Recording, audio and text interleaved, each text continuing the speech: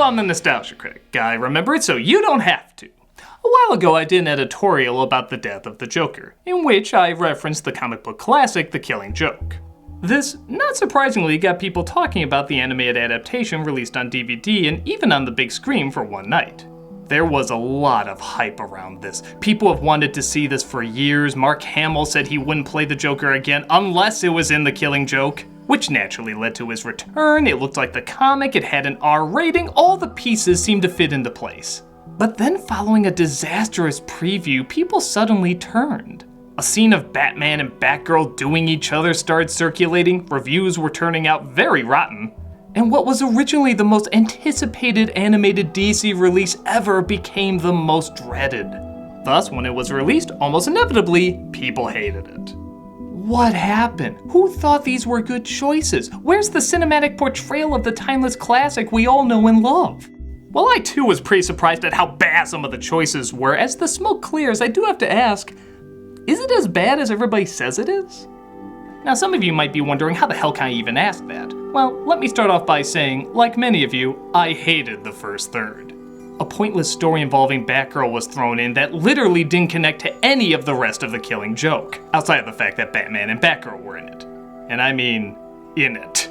The reasoning for this was not only did the film need to be longer for a theatrical release, adapting the original comic would probably run about 46 minutes, but Batgirl in the Killing Joke comic gained controversy from leaning too much on the woman in the fridge trope, where a female character is killed or maimed just as a plot device. I guess that was done a lot at the time, but I don't know, I think a lot of comic book characters would be grateful to have that treatment nowadays. Hell, even a few Robins I bet wish for that outcome. I can see where people are coming from though, and the idea of giving Batgirl more to do didn't seem like a bad one. Especially seeing how she did little in the original and making her role bigger would make her fall all the more tragic. Ironically though, in trying to make her stronger, they actually made her weaker. By bat-bonking in what many consider an uncle-niece relationship, obsessing over Zed Bonk by talking to her gay best friend. Yeah, we're doing that thing. And like I mentioned, having no connection to the Killing Joke whatsoever. Even the dialogue seems jarringly different when the word-for-word text begins in the Killing Joke portion. Just compare them. I need to know that I'd made a genuine attempt to talk things over, to try and avert the inevitable. It was just sex, for God's sake. It doesn't have to mean anything. It's not like we have to care. I don't care. Somewhere dark and cold, filled with the damp, ambiguous shapes of things you'd rather forget. Must be that time of the month. I don't know what it was that bent your life out of shape, but maybe I've been there too. And they say the gay scene is complicated. What? What, two different people wrote these parts? They blend so seamlessly together! To its credit, the first third is animated well, paced well, and acted well. But for many people, there was no overcoming this distracting mess that left a bad taste in everyone's mouth through the rest of the actual Killing Joke portion. That's a shame because when it actually gets to the Killing Joke part, it isn't that bad. It's actually incredibly faithful. It's crazy how much they tried to get down the exact look and feel of the comic. It's about as close an adaptation you can get to a panel-by-panel interpretation. In an online world that hates variations from the original source material, the Killing Joke, when it gets started, actually strays very little. Like the first third, the acting, animation, and pacing all seem on track. Except this time it actually has good writing to back it up. It's incredible to hear Mark Hamill do his Joker voice to this unbelievable dialogue. It's so cool to see Kevin Conroy's Batman talk about what could be the beginning of the end. I can't help but wonder if the first third of this movie never happened, would it have gotten all the hate that it got? After all, people still like Return of the Jedi despite the Ewoks and a lot of repeats. People still went nuts for the Avengers despite the first third being pretty slow. And with Batgirl's story having nothing to do with the Killing Joke portion, it's really not that hard to block it from your mind. Again, even the dialogue shows there's pretty much no connection in this world. I did an editorial about whether or not the ending can ruin an otherwise good film. And like many things, it depends on the eye of the beholder. And for many people, the sins of the first third are so bad they can't be removed from the final product. Whenever they think of the animated Killing Joke, they'll always connect this first part. But let's just try it. Let's pretend the first third of this movie never happened, and the Killing Joke started when the Killing Joke starts and it's only 45 minutes. How would it rate? Would it be seen as the masterpiece we were all hoping it to be? Well, if we want to be honest, there would still be a few problems. Ironically, its biggest strength, portraying the comic line by line, is also kind of its biggest weakness. Everything from the angles to the dialogue seem copied from the original perfectly. But there is one problem with that sentence, the word copied. If you read the comic, there's almost no point in seeing the Killing Joke. It adds very little in terms of a new layout or designs. At least with something like Sin City, which was also faithful almost panel to panel, they had a third dimension, which meant some things had to be different no matter what, and we could see the live-action interpretation, which seems to create a different realm of reality. But because both of these are drawn, and to be fair, isn't a ton of movement because they wanted to replicate the original panels, there seems to be a touch less life in the animated movie than in the comic. Strangely enough, because comics are still pictures, you fill in the blanks about what kind of movement is taking place. It's similar to how your mind fills in what a character looks like in a book just through the descriptions. In a comic, this image leaps off the page because it's indicating the movement through the insanity of the lettering, the layout of the pose, and the crispness of the still image. Your imagination fills in the rest of the motion. In the movie, it's taken a little too literally. So rather than seeing an incredible moment leap off the screen, we're seeing an image from a comic book moved around a little bit. It looks just like it, but nothing much is really being added to it. The amount of detail you can do in a still image but not in animation should have been reversed with the amount of detail you can do in animation and not in a still image. And funny enough, if the same amount of attention went into applying the movement of the first third into the story of the Killing Joke, this could have been amazing. Imagine the movement of the truck scene done with this reveal of the Joker. There's other missing details too that would have helped make this more of a spectacle.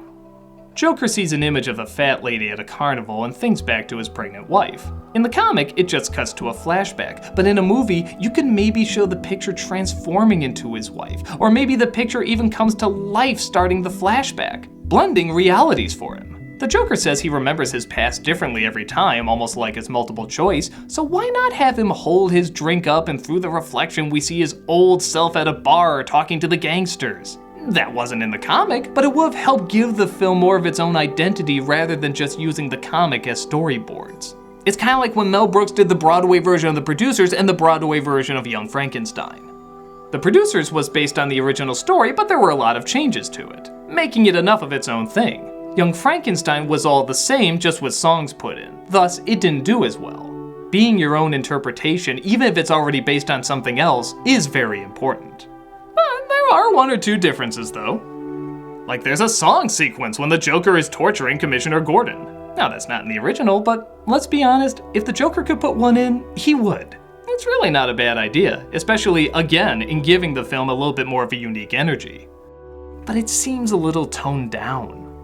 If the Joker's gonna do a song and dance number, it's gonna be an amazing song and dance number. Joker the musical, think about that. It would be mind-blowingly insane. But this is just him and his carnies walking back and forth and not much else. Again, if more time went into developing this instead of developing... And they say the gay scene is complicated. What? This could have really stood out.